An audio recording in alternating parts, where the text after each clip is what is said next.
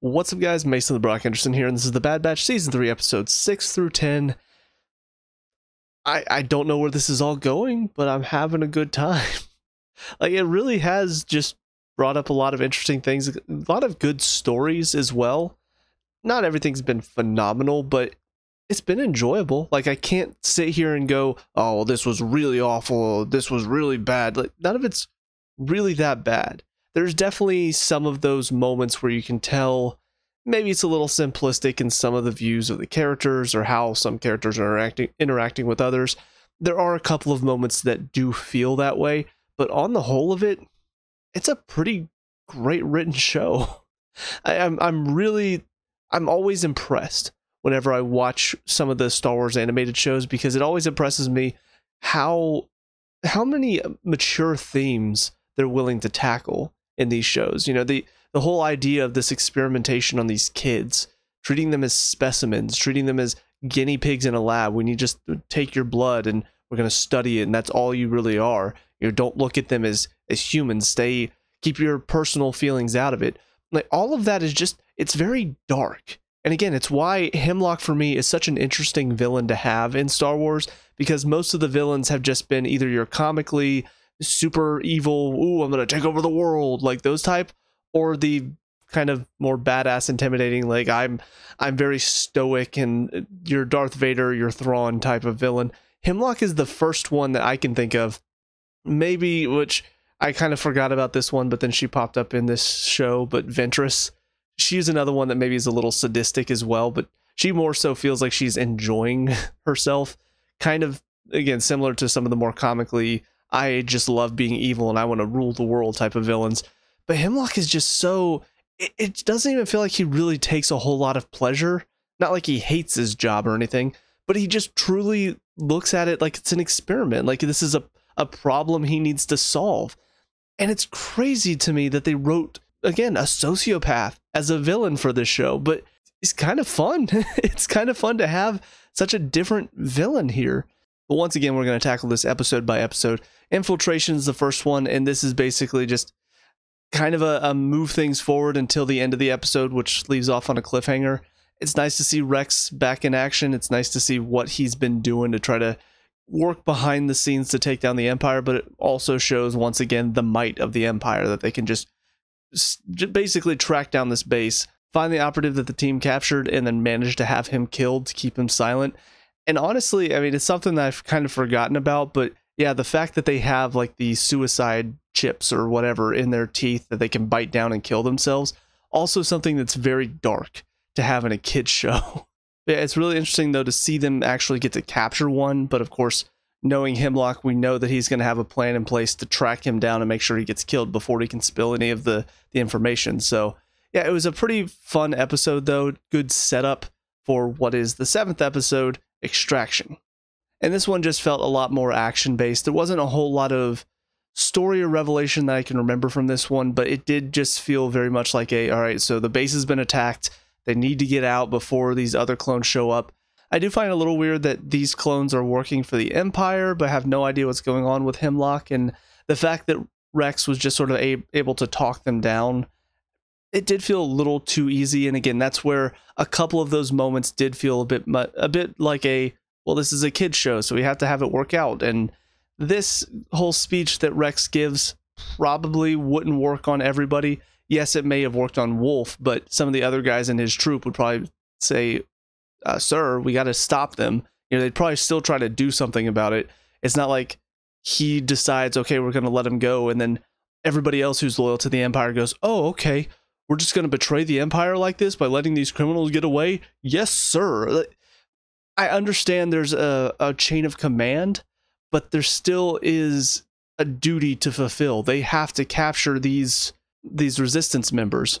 And so the fact that all of them just decide to let them go just because their commander said so, it does sort of feel like, okay, so if there's a criminal on the run who's a murderer who's killed 4 or 5 people, and let's say it's like the chief of police's son, and so they catch up to him and the chief of police is like, no, let him go. Do you really think the cops working under him are going to go, yes, sir, we'll let him go? No, they're going to catch him because he's still a criminal, and they realize he's probably his opinion is probably compromised.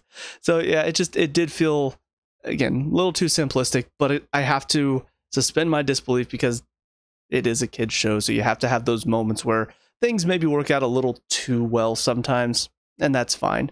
But that takes us into episode 8, Bad Territory, and this is where we start to get a little bit more talk about this M count. We'd heard mention of it, but we didn't really have much information. And I will say, this whole story, we do find out in the next episode when we're talking to Ventress. She talks about the midichlorians and all of that.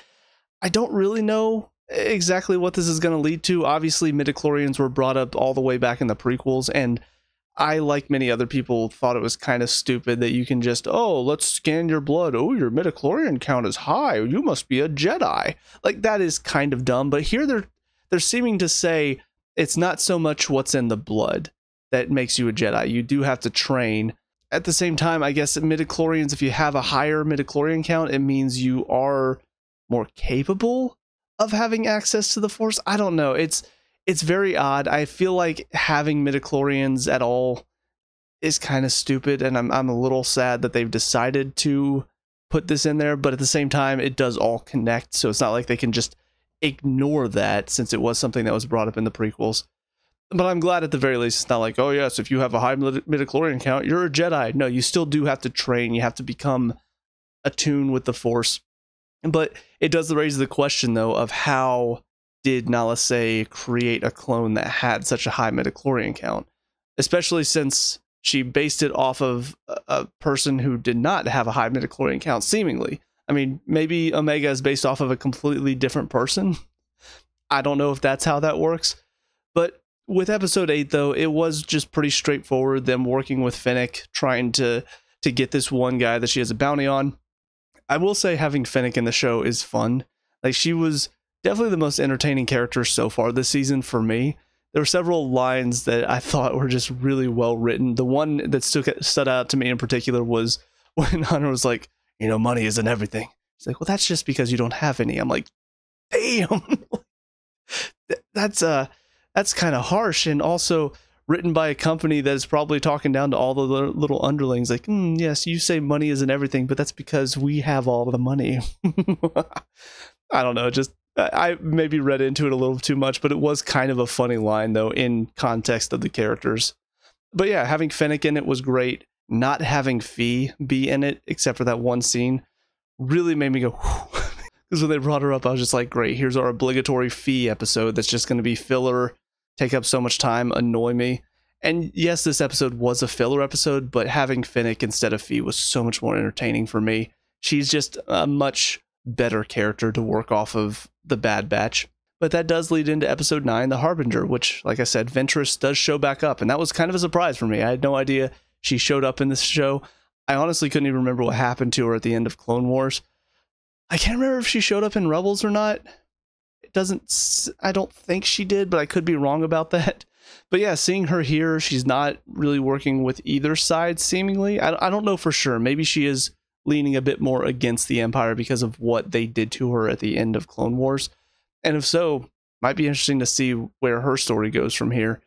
But yeah, seeing her show up, I was really glad, because part of me was worried with the whole Fennec thing at the end of the 8th episode, where she was like, yes, there were these clones asking about M count. You should be able to find them. And there was a part of me that was worried that they were going to make her just, oh, well, somebody has a bounty out for them that's much higher than what they were offering, so she's willing to turn them in. Like, I get the idea of having people who are just so motivated by money that they're willing to turn on whoever as long as the price is right. I get having characters like that, but I feel like it's so done to death nowadays. I've seen so many shows where sometimes that's the whole premise. I remember Prison Break was one that was just littered with characters that would turn on a dime, literally on a dime. Like, they grab a dime and they're like, aha, you paid me this? Sure, I'll sell my friends out. And it was just, it gets to be too much. And I don't know, I'm just not a fan of that cliche anymore. So I was worried that that's where they're going to go with it, but also it was set up in such a way that I'm like, I could see this being a trick of like, oh no, she's turning them in, and then she's actually talking to somebody that's going to help them or something like that. So when it turned out to be Ventress, I'm like, okay, so that's what it was. A little cheap, a little bit of a, haha, I gotcha, but at least they didn't go with the trope of she's turning them into the Empire because they're going to pay her a lot of money. That's, again, concern for me. But seeing Ventress try to work with Omega, also the fight scene between her and the clones that are the Bad Batch that are left, I mean, it was pretty fun overall. Nothing too spectacular. It does appear like she says that Omega does have a high M count, but she said that she doesn't, just so she doesn't have to go train with her. I don't know. It was a little cryptic in how she was talking at the end, but I got the sense when she told Hunter that if she had a high M count, she would need to train. She would need to leave all of them behind. It sounded like she was implying if I were to tell her she had a high M count, she would want to train to become a Jedi. And that would mean she'd have to leave all of you because she could not work with you. And still, that whole idea of worldly connections, kind of, you have to distance yourself so that way it doesn't give way to these deep-seated feelings that the dark side brings. If you have people you're concerned about that can be used against you, type of thing. So I don't know. It does feel a little like we sort of left without too much of an answer there. And again, the whole idea of midichlorians and M count, it's still, there still aren't really many answers going on. But I did think overall it was a fine episode in spite of that. I still think a lot of what we saw between Ventress and Omega and some of the talks that they had, I still had a good time with it. I do hope there is something by the end of this season that we do get some sort of answers about what the M count is supposed to be and how Hemlock is planning to use it as well, because obviously it seems to be vital for his plan. But then finally we get to episode 10, Identity Crisis. This for me was probably my favorite of these 5, only because I know the Bad Batch are kind of the main focus, and I do like these characters, and I do like Omega's story and seeing them try to find out what's going on. The overall story is a lot of fun. But I will say, Emerie is probably the most intriguing character to me, because the rest of the characters are all fine and I enjoy them. But like I've said before, the story of the Bad Batch is really where my interest lies. Emerie is the first one where I kind of am sitting here going, what are they going to do with her? Because she does seem to have a similar mindset of Hemlock, where she is looking at a lot of these experiments and going, this is for the betterment of science. I'm intrigued by the scientific theory behind all of this. It's very much she's not quite sociopathic, but you can see where sometimes science is more meaningful to her than the well-being of the people that she's working with. And she's trying to put herself in that mindset, but she's more human than Hemlock is. There's something deeper inside of her that goes, maybe this is wrong. But I think because she's been doing this for so long, she's managed to find a way to push a lot of that down. And it's not until Omega kind of gets through to her a little bit in the first few episodes that we do start to see maybe that feeling is coming back up. And it's harder for her to push those feelings down. So I find her a very intriguing character. I don't know what they're going to do with her next. It does feel like it'll be a little too cliche if she decides to turn against Hemlock and just say, you're an evil man and what you're doing is wrong and I don't want to work for you anymore and all of that. So I don't really know what to expect. And that is why I do find her character so interesting. But this whole episode, just seeing her, I mean, she's finally gotten what she wants. She finally gets to that high level of confidentiality where she's actually able to access what's inside the vault and she sees what Hemlock has been doing. And it's one of those, she's excited to be here, but also there's that part of her again that is rising up more and more as she sees the fact that they're just experimenting on these kids, and everything that's happening to them. And she can't just look at them as if they're specimens. She can do that for all the clones because it's easier, I think, to look at clones and say, well, you guys are just different. You're not really human because you were grown in a lab. You're all based on one guy who is real. The rest of you are just copies almost. So it is easier, I think, to push that feeling aside. But when you're looking at these kids who are not clones, I think it's harder for her to keep that side of herself down and pushed away. So it's interesting to see throughout the episode her kind of trying to push past it, trying to look at them as just specimens. But of course, you got the one kid who gets sick of being there, and now he's put away in isolation, treated almost like a prisoner. And of course, you've got the baby being brought in now, and I think it's just too much for her. And so that one little act of defiance at the end of the episode where she gives Omega's doll to the one girl, Eva, I think it's it's an interesting development because it's not quite a betrayal of Hemlock yet, but you can see she's starting to feel like, I don't know if I can do this. I can't look at them as just specimens. So I don't know if that means she's going to stop the experiments, because again, that scientific side of her seems to be, I want to find out what's going on. I want to find out the truth of this. I am interested to see where this experiment takes us. But I don't think, if Hemlock's experiments turn a bit more maybe inhuman in the way they treat their specimens, and all of a sudden now these kids' lives may even be in danger, I think that'll probably be the breaking point for her, where she's going to have to decide what matters more to her scientific thought and experiments, or just the fact that these are real human beings that she is trying to experiment on. Like I said, overall, it's been a fun 5 episodes. Like, nothing too spectacular necessarily. Again, in my opinion, I do think the Emerie stuff is really cool, but I don't know if everybody's going to be interested in that type of story, especially whenever it's a show about the Bad Batch. I kind of understand that, but I'm just very intrigued by her character. So for me, that was a lot of fun. The rest of the episodes were all fun as well. I'm enjoying seeing where the story's going to go next. I do have a lot of questions that I hope get answered. And also, I did just remember the whole thing with Crosshair's hand.